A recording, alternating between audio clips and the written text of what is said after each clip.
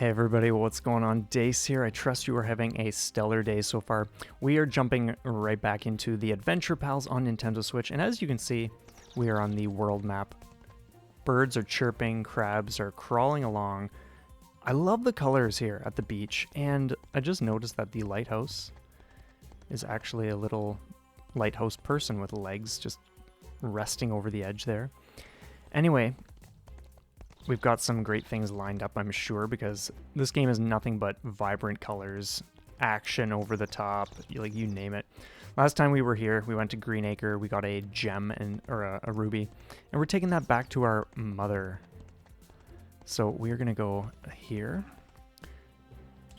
and enter. We'll do just a bit of a chit chat with her, I'm sure, and then we will continue along and see what we can get up to. So let's see what this dude has to say. The Acoustic Fox. Sup, tiny human dude? Are you feeling our jams? Yeah, sounds sweet. Are you guys like a band? Righteous we are. We're called Pavlov's Pack. That rings a bell. Yeah, man, most excellent. Quite the insightful chat. Quest complete. You found a ruby. Thank the moon you made it back in one piece. I have good news. While you were away, you had a visitor. Mr. Rock, about time you showed up. Oh, that's a sweet character. Oh, I came as soon as I heard about your papa. Curse these tiny legs. I'm along for the ride, my friend, every step of the way until we bring him home. We still need more rubies, though. Go the town of Treevale. Go to the town of Treevale and see if anyone can help us find more. They probably just missed that. Best pals. I wonder, oh man, if we can start switching between pals, or if like we're just gonna have this whole troop cruising along with us, and when we need their help with something, maybe we can use them as a stepping stone and get up onto higher areas or something. Who knows, but we will see. But anyway. Sweet, the locks are breaking. Alright, so when I posted episode 1 on Twitter, sharing a link and telling everybody, hey, I'm getting back into doing Let's Plays and it's going to be great and blah, blah, blah. Danny, who I mentioned in the last episode, my buddy from Switch Underground, he expressed something interesting, that this was actually the first game he beat on Switch. And I think that's really cool when people share stuff like that. I'll continue as soon as we're done this Charles Sock Slot chat. Get out of here. I know how kids get their kicks. Telling rude jokes, stealing pigeons, eating cardboard, setting fire to cars. You really have your finger on the pulse of the youth. Look, I need rubies. Eh, what was that? I can't hear you on account of my bad hip. Never mind. I'll find help elsewhere. Yeah, no kidding. Who's this dude? Chicken person. I hear you were out in Green Acre. Quack? Traveling through bandit country, no less. Say, you must have used the travel wells then? Cluck cluck. I did. How did you know about those? Yeah, I set them up. No biggie, you know. They use a network of underground rivers to connect places. When you enter a well, it's like a water slide that jets you through to the next well on the line. They're fast, efficient, and much cleaner than those gross sewer pipes that Mushroom Kingdom uses. Cool, cool. But why are you dressed a chicken? Well, why are you dressed as a human? Percy pigs find ribs and figs. Ooh. Oh, can't talk to her? Give me a break, man. You know what? I suppose it's important. We'll chat with these people. Hey, Joe, are you okay? I followed the hysterical wailing all the way over. No, I'm not okay. Something truly awful has happened. My wife fled to Fort Venison when we argued. How can a farmer like me hope to save her? Well, I guess I could escort you and protect you, but I really need to find Papa. Great, let me hop on my chicken and I'll follow you to Fort Venison. Let's go rescue my wife. Okay, another quest. Hey kiddo, everyone's talking about your dad. Mr. B's taking him to his moon base. That place is guarded by all kinds of monsters. Plus, it's on the moon. Like, what? Nobody ever writes excuse me. Nobody ever writes letters to Mr. B, though, so I never have to go there. Good. Anyway, let's... I think he had more to say, but whatever. Let's just get a move on here.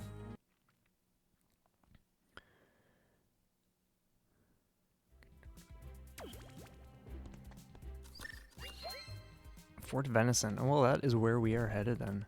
And I don't think this is a level. It's probably something else, like grabbing some lunch or something. So we'll come there later.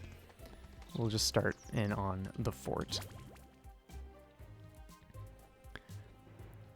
But yeah, his comment got me thinking about just how cool it is. Like, you can have games coming out on the Switch. Like, tons of people have the Switch. Tons of people get the same games when they drop. Others don't find out about stuff until way later. God, talking in this game. You know, I'm not so sure about this. We could get hurt. Don't worry. You just stay back and let me handle any danger. Yeah, okay. Great. Okay, R. But the great thing is, I get that some people are going to want to play something when it first comes out, and that's fine. I don't jump on games like that. Like, certain things, sure, but for the most part, there's a certain time and place for games. And this game's a prime example. Like, I got it knowing I was going to play it at some later time. And it's just really neat hearing what some people's first games were that they beat. Ones they only played during certain times. Ones they jump on immediately because they're just so stoked. It's their kind of thing. All that. What does this do? Oh, interesting. Okay, cool. Well, that's another use for the giraffe.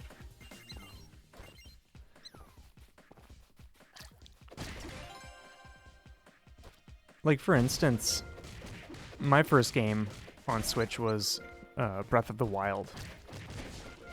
Even though I got a Switch because I heard Celeste was coming out. But obviously, like, I got a Switch long before the game ended up coming out. But when I think about my one buddy, he started Breath of the Wild, I think, a little bit before I did. And he played the first half, like the first 2 dungeons, and he hasn't touched it since, from what I recall. And it's just really neat seeing how people... You know what? I don't want to do that just yet. I just want to check down here. Make sure nothing... Oh, see? This is what we were talking about. And I'm going to... how do we... There we go. That's what I want to do. Okay. And it's just neat because there have certainly been games where I have come away for a time and then gotten back into it. Like, oh man, perfect example, Octopath Traveler. That's one, when that game was announced, I was immediately intrigued. I normally never touch demos, but I checked out the demo, thought it was amazing, and I bought that the day. Oh, no, I think we're screwed. Maybe not. Okay, so since we know we can get up, we'll just explore. Okay, no, we are screwed. I thought there might be something down there. But yeah, I played, I think the first... When I actually got the game, I played the first 5 or 10 hours. And then... What, we're all the way back here? Are you kidding me? And then I came away from it for some reason. And... It was... Oh, I couldn't even tell you now, because it's been a while since I actually did get back into it and beat it.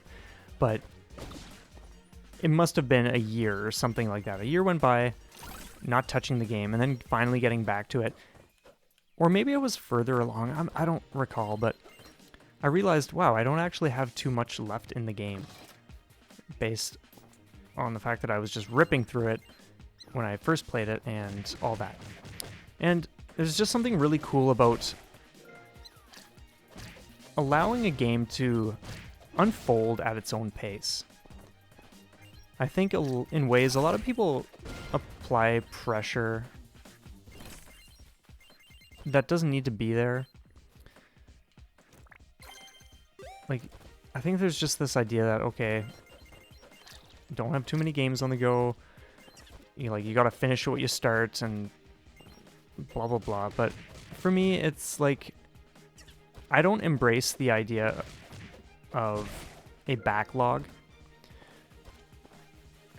but I will still play with the intention of beating something. Unless I'm really not enjoying a game, then I don't bother, because there's really no point. It's just silly going through something you know you don't like.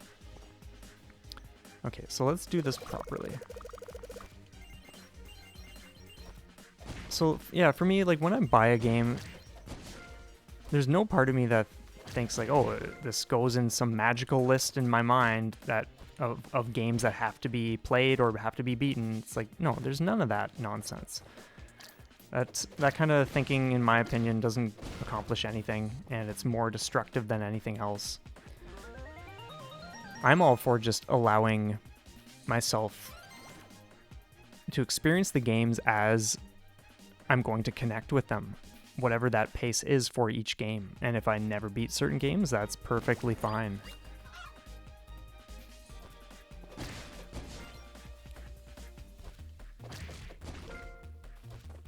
And I think there's also something really enjoyable.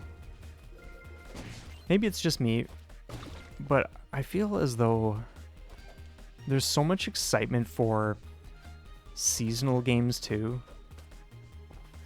I might have even lightly touched on this in the last episode. Just the idea that... Oh, here we go down here. I think... Okay, good. Man, look at all these gorgeous colors. Just the idea that, yeah, certain games have a specific season in which they're just going to, like, the experience is going to be that much more delicious and fulfilling. And I think, for me, that makes gaming, not that every game has that applied to it, but there are specific titles where I know, okay, I'm going to replay this in the fall. I'm going to replay this other one in the winter. It's going to be amazing. Like, it's just perfectly suited for having a warm beverage, burrowing into the couch on a cold winter's day where it's just blustery outside. All that great stuff. Let's get these things out of here, whatever they are. And yeah, I think in ways gaming can just be so much more than it's forced to be at times. Okay, I want to go like this. No, not that, not that, not that. I want to go like this. I'm glad it gives you a bit of a pause.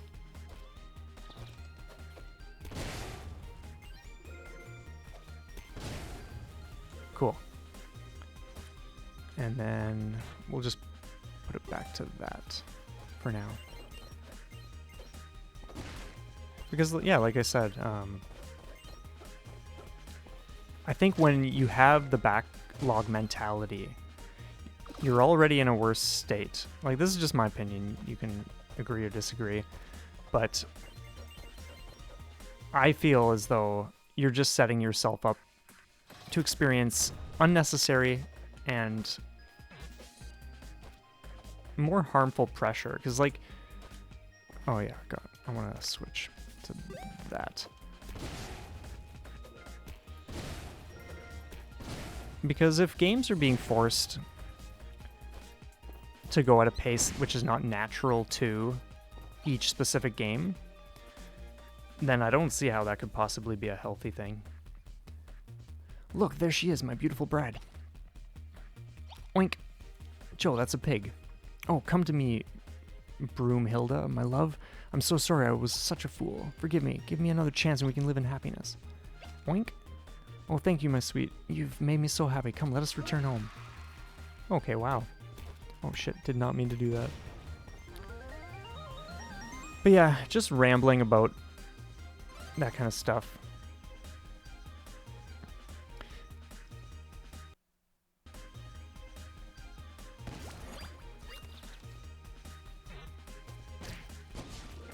I'm not sure what I did there, but okay, that works for me though. Can I...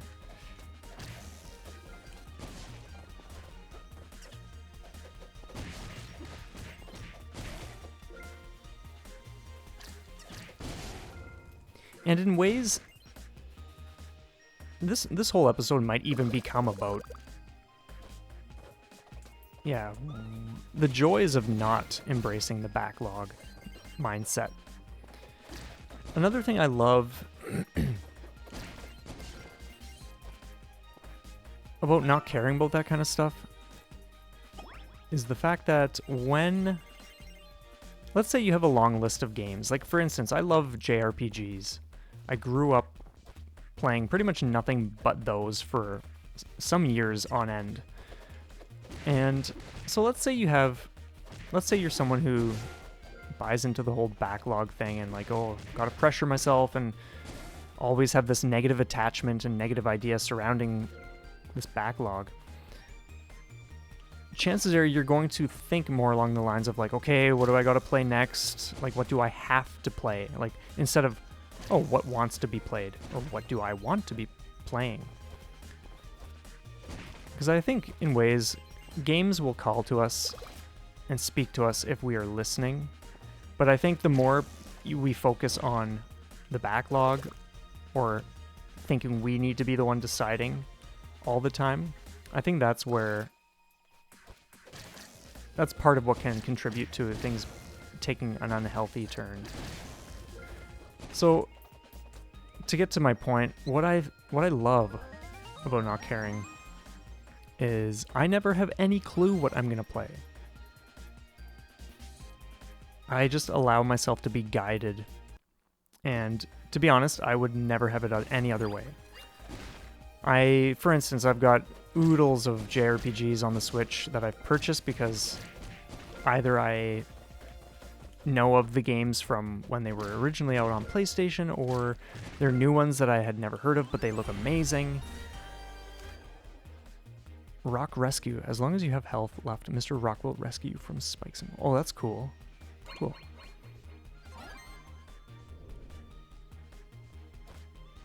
So just as an example, I have the Grandia HD, games 1 and 2 on the physical. I have Ys Origin. Just a whole slew. Like, I won't even get into everything. I have the Saga Frontier, just tons of other games. And I think if I was thinking about, oh, what needs to be played, I think I would probably just not feel that great because I'm constantly thinking like, oh, like in ways it's kind of like a chore, like, oh, what has to get played next so that I can just get stroked off the list. And I don't like that. I don't like that approach. I don't like even thinking about that because it feels so unnatural and so, like, it doesn't feel like it would be that great of an experience or way to go about deciding what to play. But what I do love is just the fact that out of nowhere, let's say it's a week from now, months from now, 2 years from now, whatever, there might just be a certain day where I'm suddenly thinking to myself, okay, wow, it's time to play this or it's time to play that. And that is when the true excitement kicks in for actually playing the game. Like if I was to say right now, oh, okay, I'm going to play Ys Origin tomorrow, I'm going to start it. Yeah, sure, I would likely enjoy it, because why wouldn't I? But it's already feeling forced. And sure, some people might say, oh, well, if you just leave things up to when you feel or when it calls to you or this or that, then you're never going to play games. Well, that's not true at all. Like, I think it depends for each person. Like, I can only speak for myself. I know how many games I play per month. So I know that I do get around to games and at what pace I, feel drawn to playing certain ones that are currently just not even in my awareness. But there's just something really, really fun and exciting about not thinking about all that extra stuff that just does not matter.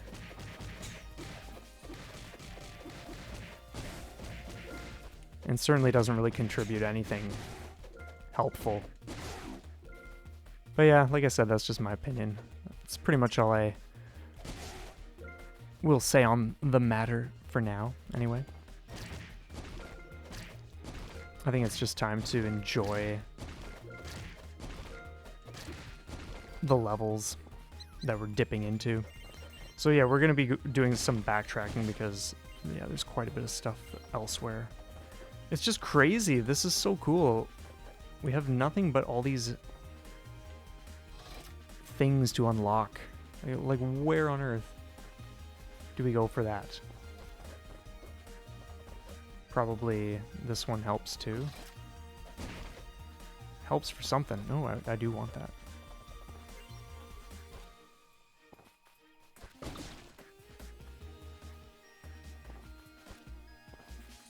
Yes, I think this one opened up. Yeah. Cool. So we'll go like this. I just love the sound effects. Oh my god. Like, I get not everyone will be hearing what I'm hearing. I have headphones on right now, and I want to make sure I usually do my best to make sure that the gameplay isn't overpowering my voice. But yeah, this is just fantastic.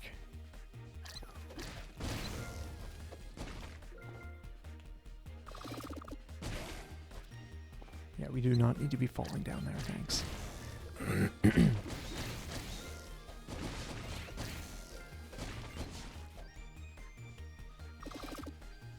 Nice.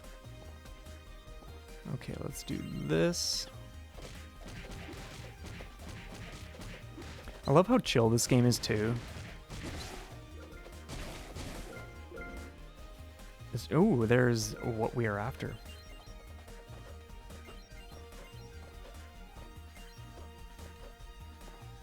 But first, I just want to make sure we didn't miss anything. Up, up, and away. Oh, yes, we did. Okay, I'm glad There's got to be something up here. There's got to be a passage or something. Oh, you probably need a bomb or something. Something. To drop down there. Oh, maybe not. Okay, maybe. Oh, yeah, we can just go up here. That's all there is to it. So yeah, what is in the works for Let's Plays that we're going to be doing? You there with the little eggs and vacant expression. Oh man, not this creepy cat again. You've still not come to see me. I will give you specially made treasures in return for your cupcakes. Come find me at any of the shops, and don't forget, I hunger. Oh, he hungers. So yeah, I have a few things that have been coming to mind for this fall season. If I didn't mention last time, going through... Oh man, in ways I don't even want to spoil it. I'm not jumping over there.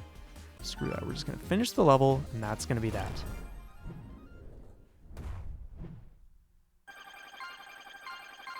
Plus, since we're done the level, I think we'll just be calling it there anyway, so maybe I'll save reveals for when they actually drop or next episode. We'll see.